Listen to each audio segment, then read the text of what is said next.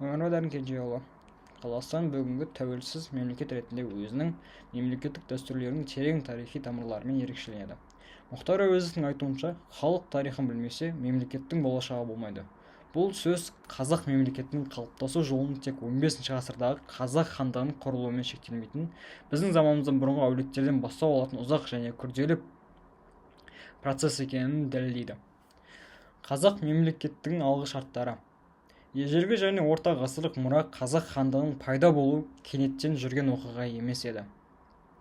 Археологтардың деректері бойынша қазіргі Қазақстан территориясында 5000 жыл бұрын-ақ мемлекеттік құрылымдардың алғашқы нышандары пайда болған. Мысалы, сақ патшалығы қазақ даласының мемлекеттік дәстүріндегі тұңғыш сатысы. Зерттеушілердің есептеуінше, сақтардың саны бірнеше 100 000 адам құраған.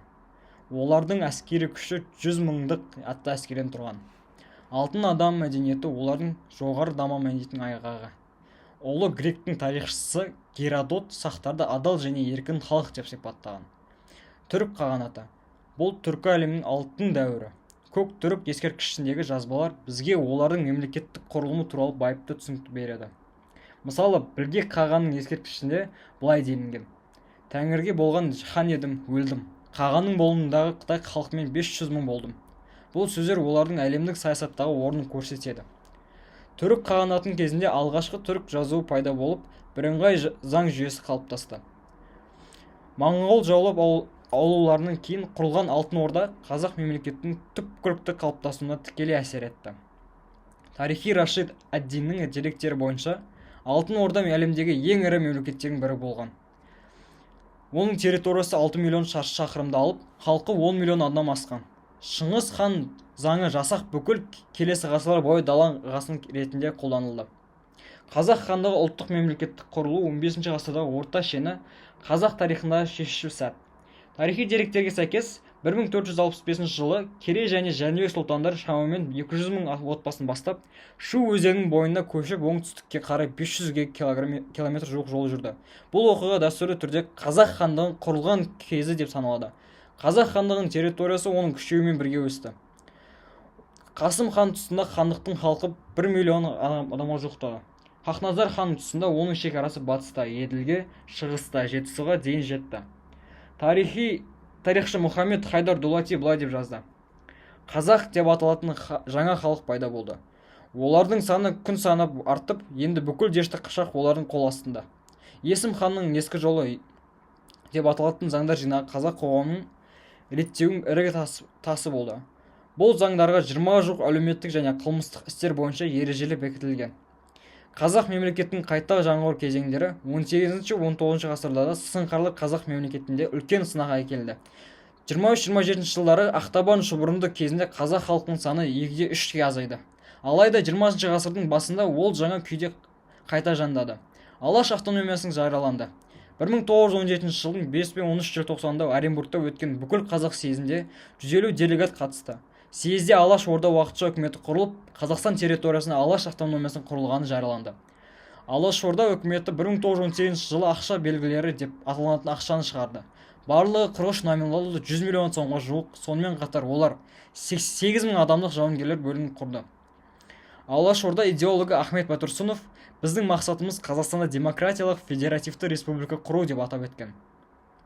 Бұл қазақтың ұлттық демократиялық мемлекеттің қалпына келтіруге деген талпынысы. Қазақ АКСР және Қазақ КСР құрылы 1920 жылы Қырғыз АКСР құрылды. 1927 жылы ол атау Қазақ АКСР деп өзгертілді. 26 жылы халық саны бойынша қазақтардың саны 3 968 000 адам құрады. 1938 жылы Қазақ Кеңестік социалистік республикасы құрылды.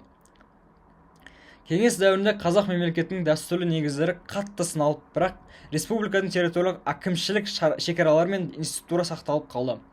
1950-1960 жылдары Қазақстан әлемдегі ең ірі теміржол жобаларының бірі ұсынды. Оның ұзындығы 1400 км болған оңтүстік Сібір теміржолының салынуына қатысты. КСР-ның ыдырауы және Қазақстан тәуелсіздік жариялауы 1980 жылдарының соңынан бастап Кеңес одағында басталған қайта құру процесі орталықтандырып империяның ыдырауын жеделдетті. 1991 жылдың 1 желтоқсанында Қазақстан тұңғыш рет тәуелсіз президент сайлауы өтті. Онда Нұрсұлтан Әбішұлы Назарбаев халықтың 98% дауысын алып жеңіске жетті. 1991 жылдың 16 желтоқсанында Қазақ КСР жоғары кеңесінің сессиясында 342 депутаттың бір дауыспен қарсы дауыссыз Қазақстанның мемлекеттік тәуелсіздік туралы конституциялық заң қабылданды. Бұл құжат бойынша Қазақстан тәуелсіз демократиялық және зайырлы мемлекет ретінде жарияланды. Тәуелсіз алғаннан кейінгі алғашқы жылдарында Қазақстанның экономикасы елеулі өзгерістерге ұшырады.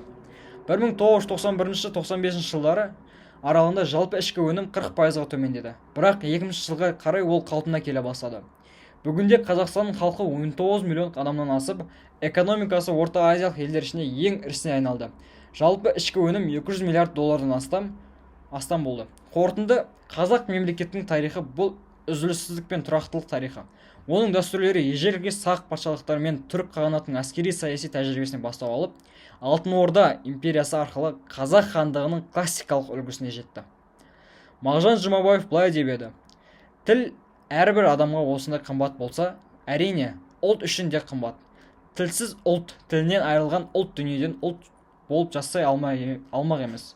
Ондай ұлт құрмақ ұлтының ұлт болуы үшін бірінші шарт тілі болуы. Ұлттың тілі кеми бастауы ұлттың құри бастағанын көрсетеді. Ұлтқа тілінен қымбат нәрсе болмасқа тиісті. Бір ұлттың тілінде сол ұлттың жері, тарихи тұрмысы, мінезі айнадай ашық көрініп тұрады. Қазақ тілінде қазақтың сары сайран даласы, біресе желсіз түнде тымық, біресе құйындай екпінді тарихи сары далада үдері кешкен тұрмысы. Асықпайтын, саспайтын сабырлы мінезі бәрі көрініп тұр. Қазақтың сар даласы кең тілі де бай, озы күні түрік ішінде қазақ тілінен бай. Оралымды керек тілі жоқ. Түрік тілмен сөйлесеміз деген түрік балалар күндерден бір күні айналып қазақ тіліне келмекші. Қазақ тілін қолданбақшы. Күндерден бір күні түрік бабалардың тілі біріксе, ол біріккен тілдің негізі қазақ тілі болса, сөз жоқ. Түрік тілінің келешек тарихында қазақ ұлты қадірлі орын алмақшы. Келешектің осылай болуына біздің иманымыз берік. Жарық көрмей жатсаң да ұзақ кең тілім, таза терең өткір күшті, кең тілім таралған түрік балалардың бауырына ақ қолмен тарта аларсаң, сен тілім. Мағжан бұл пікірді педагогика атты еңбегінде 1922 жылы айтқан. Бұл жолдар қазақ халқының тарихи желілерімен болған тығыз байланысы бейнелейді. Қазақ мемлекетінің негізгі ерекшелігі оның далалық өркениетке тән икемділігі, әртүрлі тайпалар мен мәдениеттерін біртұтас жүйеге біріктіру білуі қабілетті болды. Бүгінгі Қазақстан Республикасы осы терең тарихи тамырларға сүйене отырып, ұлттық мемлекеттің заманауи моделін құру жолында табысты жүріп жатыр. Тәуелсіздікке жеткеннен кейін 30 жыл ішінде Қазақстан әлемнің 120-дан астам еліне дипломатиялық қатынас орнатты. Халықаралық ұйымдардың 70-тен астам мүшесіне айналды. Бұл қазақ мемлекеттің жаһандық деңгейдік беделін айғағы. Сондықтан да қазақ мемлекетінің дәстүрлерін зерттеу бұл жай ғана өткенді есте сақтау емес, болашақты тұрғызудың ізгі негізін тану болып табылады. Тарихтан алынған сабақ біздің ең бағалы мұрамыз.